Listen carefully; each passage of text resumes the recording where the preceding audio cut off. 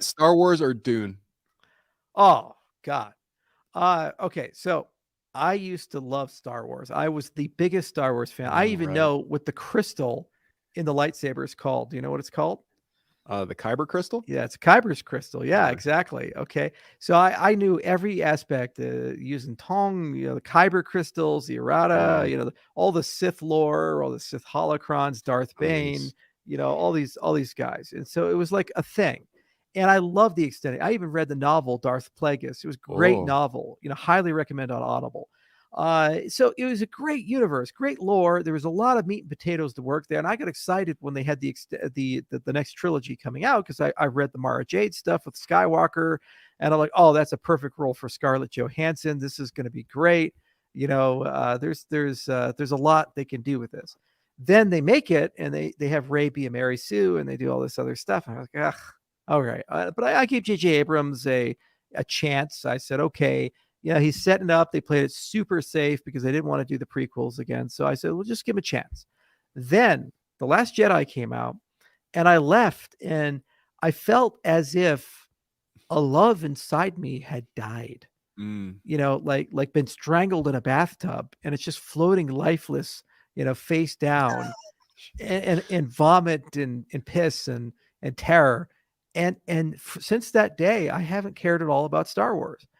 Andor came out, The Mandalorian came out, the Book of Boba Fett. I watch them; they're entertaining, but I've had zero love of Star Wars. It was so profoundly offensive. And then the other thing was that they blamed us, the fans.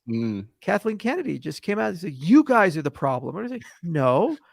Okay, just basic storytelling. You're playing a chase narrative where the ship is trying to escape another ship and they have a finite amount of time before they ran out of fuel. Oh, by the way, we're just going to go on a side quest to a casino planet and have a story about capitalism that means absolutely nothing to the plot.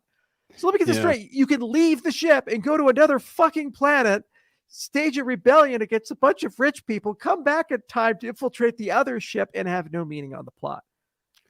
And you could take the most beloved character in all of Star Wars canon and turn him into a fucking space hobo who gets beaten by Rey in his first lightsaber battle.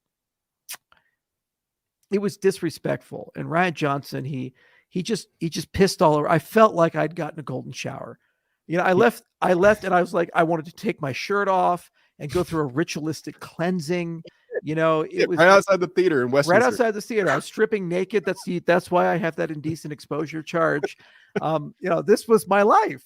And I almost wanted to hire the guy who does Mr. Plinkett, and just be like, I need therapy right now. Can you Mike, just do Stuklasa? Yeah, exactly. Like Stuklowski. Can I say, can you do Mr. Plinkett right now for me and tell me about The Last Jedi? Because I'm so hurt. I need something to bring life back to me. Oh yeah. Red Letter Media. They really got it. And this guy right here, Charles, that's exactly how I reacted to The Last Jedi. He was covered in piss too. Okay. I was not alone. I was not alone in the piss. The long dick of Disney was all over me. Ha ha, take it. Ha ha. It was this is what it was like. It was horrible. Yeah, it's pretty rough. He subverted expectations, but also forgot what the story was about. So it's pretty rough.